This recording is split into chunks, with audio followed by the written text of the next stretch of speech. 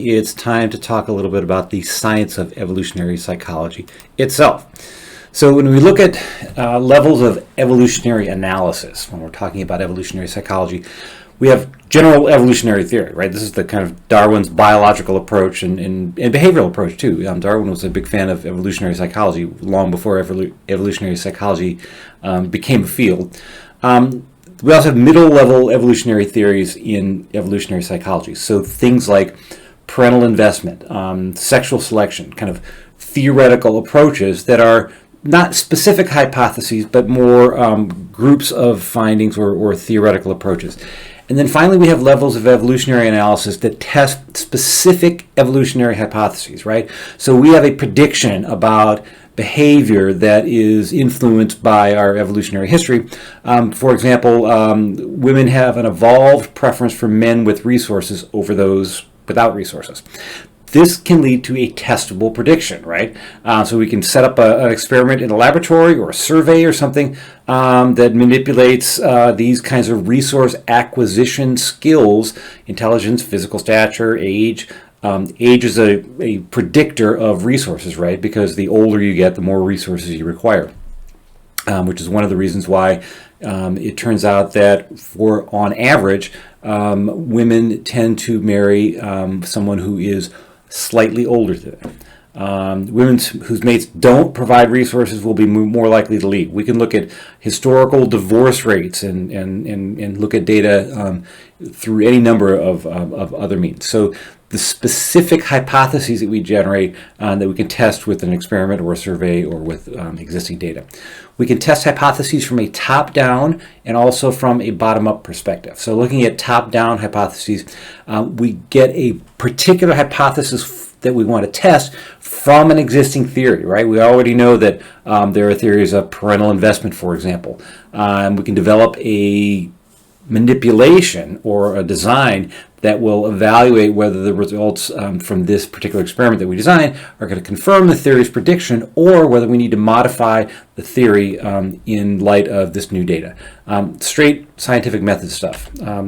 Bottom-up hypothesis derivations come from an observation, right? You see something that occurs in the environment, and maybe you have a rationale that might be evolutionary in nature, and you can test the prediction based on an experiment. Are attractiveness ratings tied to fertility? Well, it turns out that they are. Evaluate whether the results confirm the predictions.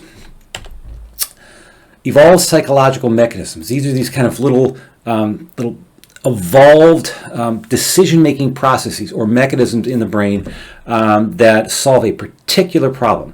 So females waiting for commitment longer than males do, before consenting to sex, right? So you can parental investment is an unbalanced kind of venture, right? So the minimum amount of time that women are required to produce an offspring is at the very least 9 months, right? And if you want to have a viable newborn, probably sometime in caretaking after that. For males, you insert your time frame there. It's certainly not 9 months, and in some cases, maybe it's 9 seconds. It only takes a small amount of information. An evolved psychological mechanism takes input from the environment, a decision process for output, and then it's some kind of behavior outwardly directed towards solving that problem. We can test evolutionary hypotheses in lots of different ways, and this is what's important because we can't manipulate the independent variable that we really would like to in an evolutionary sense, right? The time course is too long. You can't, assign someone to one evolved condition and one to the other. But we can compare species, right? So if there's a behavior that we think has a particular evolutionary influence, then it might be also present in species that share a lot of our DNA, right? That are kind of co-evolving with us.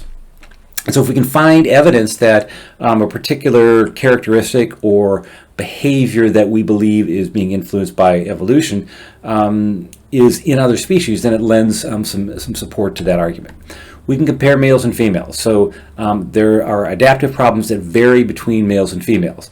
And these should be associated with differences in psychological mechanisms. We find tremendous differences, not tremendous, we find consistent differences between males and females along a whole host of things. Now, we're not going to make too much of this, right, with respect to, policy or something, because there's more variability within groups of males and females than there is difference between the means of males and females, right? So you might have a distribution that's very wide in terms of males, and another distribution in terms of females. But the means are, although they're significantly different, the effect size between the two means is meaningless in such that you'd be able to make predictions about how any male or female would perform in a given situation, right? We know that, for example, we know that women have better memory for spatial location than men do. And we also know that men have better spatial transformation skills. So imagining where something would be or what's kind of a situation something would be in the future, right? So, and if you think back to our hunter-gatherer history, these both make perfect sense, right? So we know that spatial transformation is maybe kind of figuring out where something that's running is going to be a second from now and throwing to that spot. So in a hunting sense, which the division of labor was traditionally male hunters and female gatherers, then we would find that skill would be useful, right? Those that had the ability to spatially transform things and estimate where something's going to be would be good hunters, and then would pass that on. What about the other side? Better spatial memory for women. It turns out that if your primary task is gathering, it makes sense to remember where the bush was that had the berries on it in the last growing season, and to find out where things are and remember spatial locations. You can do this. It's been done many times with little kids up through adults. The little memory game with the cards that you turn over, and if you get a match, women show a distinct advantage on that. It's memory for spatial location. One of the largest effect size differences between men and women is throwing ability. And so we're going to not make a big deal about that as a thing, right? So because there are plenty of women that can throw a ball better than men, and there are plenty of men that have really good spatial memory. There's a lot of overlap. On average, they differ, and even though these differences are very small, they tell us something about the environment in which we evolved.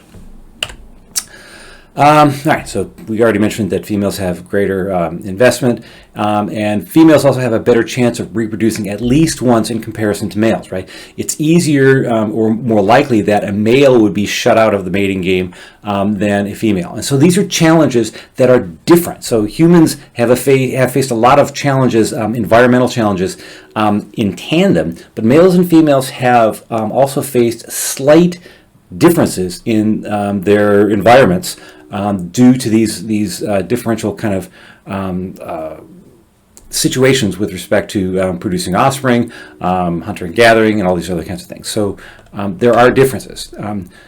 One of the questions that gets asked a lot is, why do people resist evolutionary psychology so strongly?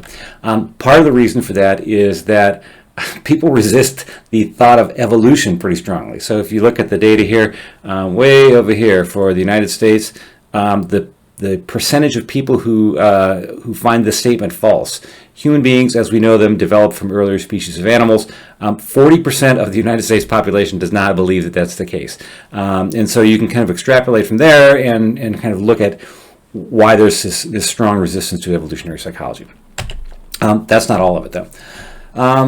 How do we test evolutionary hypotheses?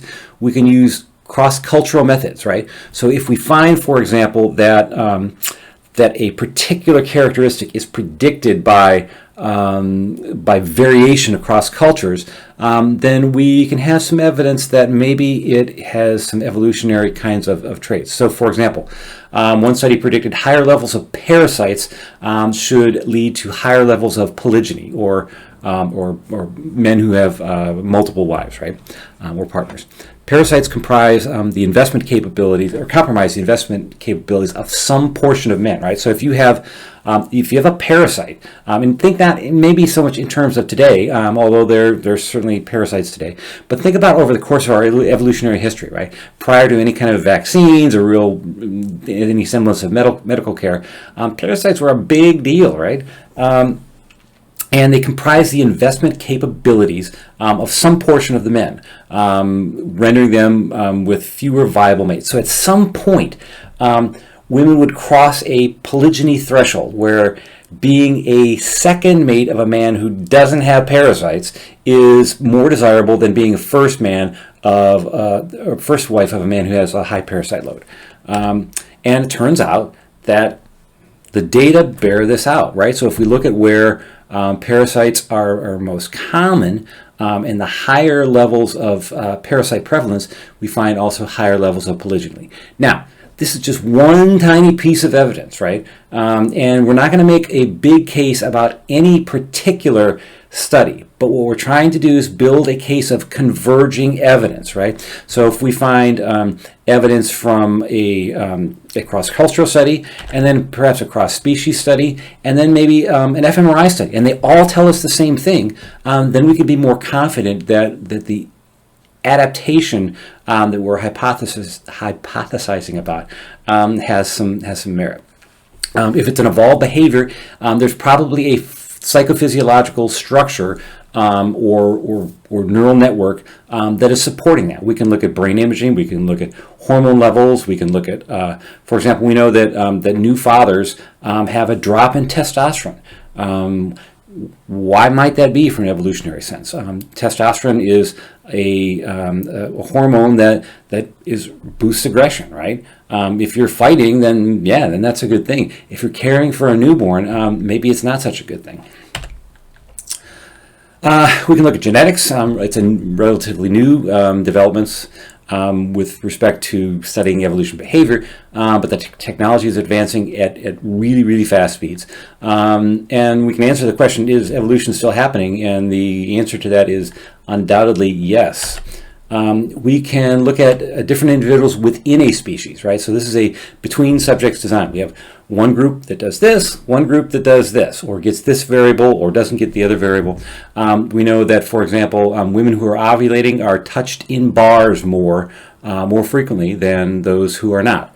We can look at comparing the same individuals in different contexts. This is a within subjects design. So we're going to test the same group in one condition and then test them again in another condition. So if we're looking at tests for spatial ability, for example, we can test them with a like a paper and pencil test on their spatial ability, and then we can also do like a 3D test and look at how these things are correlated or are different. We can do regular experiments like we do in the rest of psychology, but the hypotheses are generally generated from some type of evolutionary theory or finding. That's what we have for today. Make sure you do the reading in the chapter, and I will see you on Wednesday.